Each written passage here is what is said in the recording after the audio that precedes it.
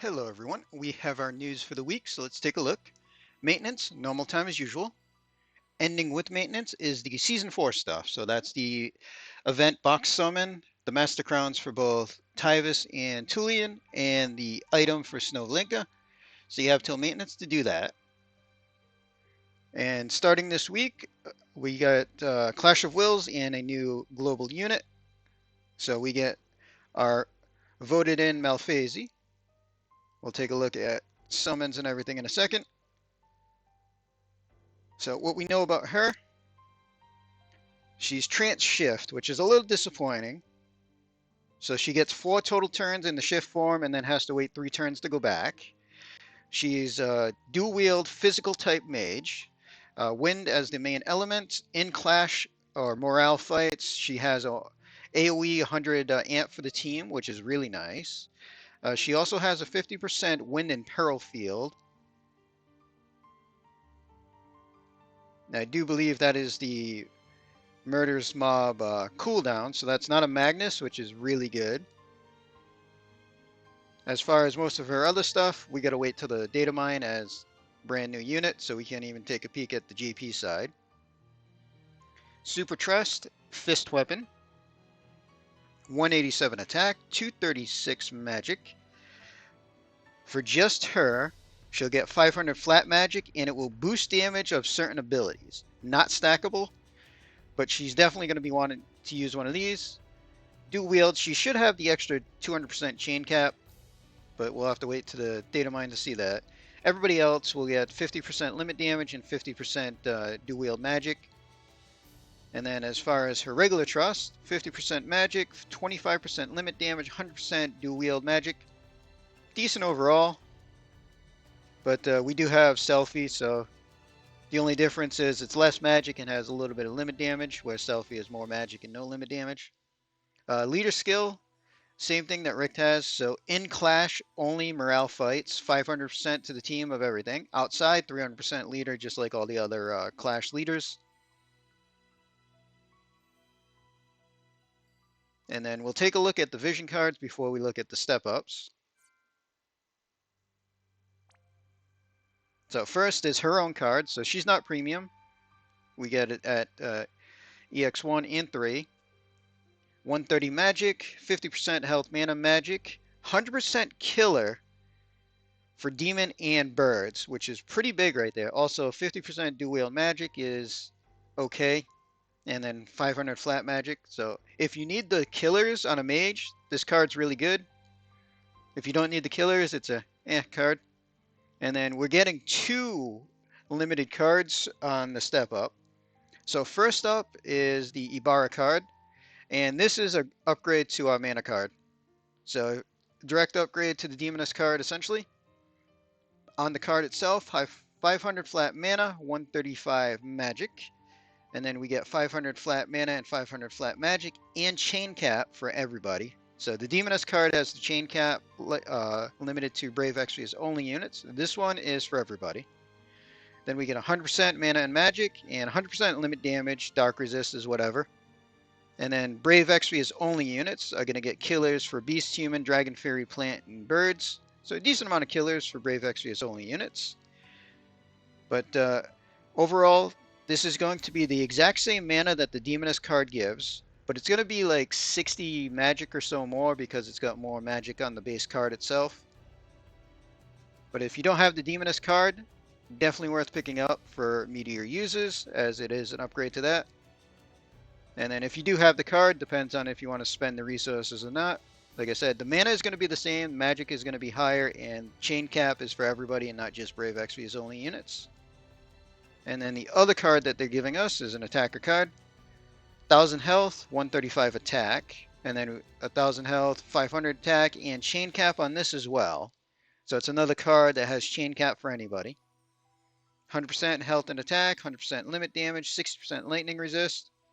It's just whatever on cards. Most cards have something similar to that. And then Brave Exvius only units will get killers for Insect, Reaper, Aquatic Machine, and Stone. So decent amount of killers there. Attacker card, not as useful as the mana card.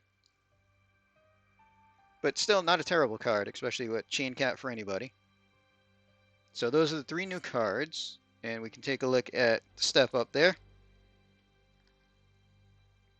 So they're doing the usual, we get a special step up for the cards, and because there's 2 cards, they'll let us run that twice, so we can actually get both cards, and then they have the other step up with the free summon at the end. So for this, if you go through and get both cards and pity, so there's 6 steps, there's 5 cards, running it twice would get you the 10 cards for pity, and both of the actual vision cards. That is 56,000 lapis total. Now, if you get just 1 card and pity, it's 50,000 lapis, and that is going to be the same if you run the card step up once and then stop at the last ticket and don't do the last 66,000, or if you do the card step up once and then do the regular banner, you'll have to run that twice and a half to get the other tickets to finish up. But it's going to be the same amount of lapis no matter which way you do it there. And then if you skip the cards completely and just go for pity, it's 45,000 lapis just running on that second banner.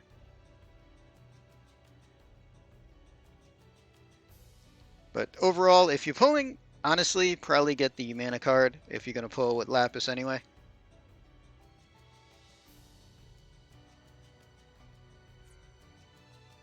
Then we have our clash information.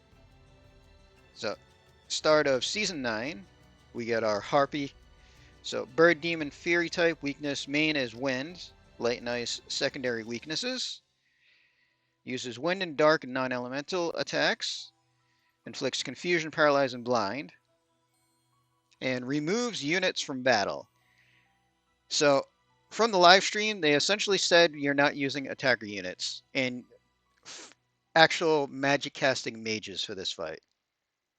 So they said it's going to put up magic mitigation, which will only affect magic type abilities, and it's going to kick the highest attack unit out of the fight.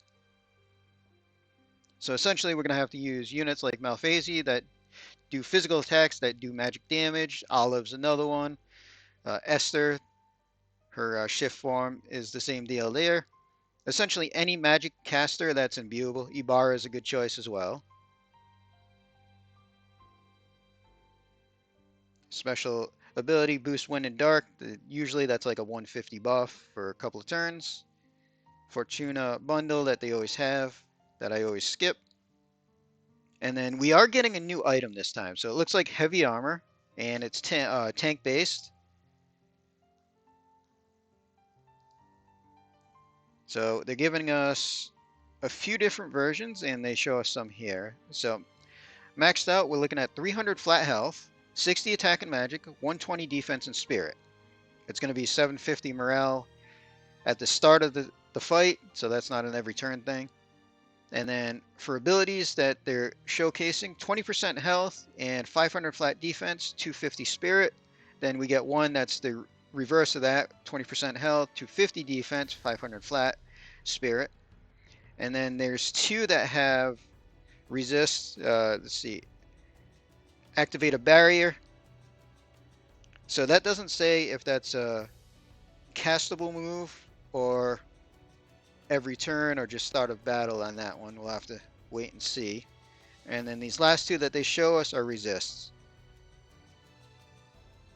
So each one has 4 resists, so half the resist at 25%, and they're just, one has one half, the other one has the other half. So as far as choosing which one's best, not really sure. They all seem slightly useful in different areas.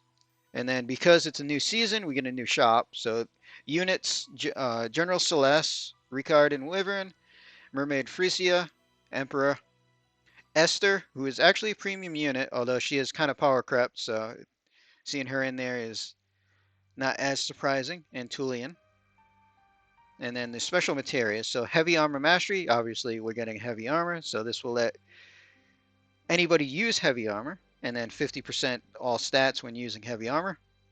And the other one, killers, so 50% attack and magic, and Demon Fairy Reaper aquatic killers. So materia is definitely worth picking up. I always grab those usually first, and then we pick out some units that aren't maxed at EX3 after.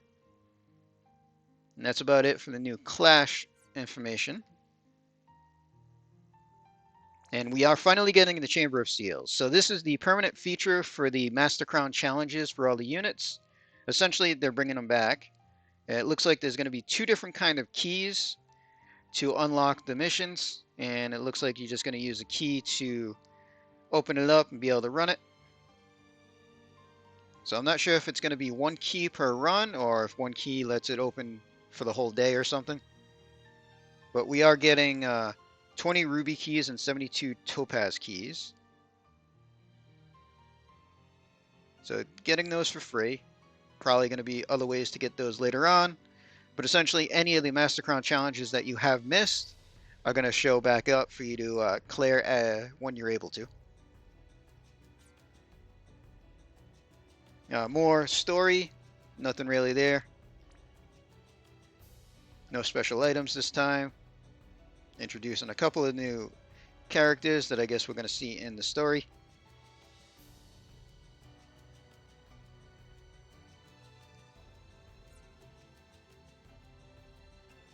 Some new leader skill updates. So Roka is going to get 100 attack and magic for Earth only. Van Harmer gets for Earth in Season 4. And Nalika gets for Lightning in Season 4. So if you don't have anything better, it's a decent boost. Better than no leader at all. And they're doing the 7th anniversary step up with the replica Lapis again. Be able to run that once. And they're also bringing back the random Lapis summon. So this, from last time, it's a cash summon. You get some units, you get some Lapis. Random amount of Lapis. So if you roll good, it looked like a good deal. Bottom, I forget how much it was worth it if you got the lowest amount for everything. Usual shop there. They are bringing back the fragment friend point summon, which is nice for extra fragments. Unfortunately, it's still going to be just like the last time that we've had it. So 10,000 friend points to perform 110 summon per day, and it's 10 random fragments. It does even check to see if you have the units or not. Doesn't check anything at all. It's just 10 random fragments out of not limited units. Some useful, some not. I kind of wish they would let us just trade the points in at a higher cost for select fragments, but technically better than nothing. And then we're getting a login bonus 2 for the 7th anniversary. Essentially, it's just 2,000 Lapis spread over a full week. So Lapis is nice.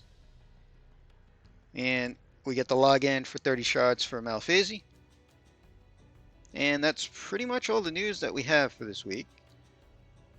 So again, we'll have to wait for the data mine to see all the modifiers and skills, because even with the live stream information, there's just not enough to really tell about the unit. I mean, she should be good. She'll probably be the top damage for her own clash.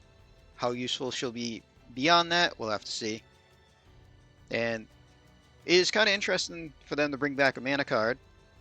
So overall, for myself, I'm pretty much planning on pulling getting both cards in Malphasie myself, unless she's completely terrible, but we'll see what the data mine there.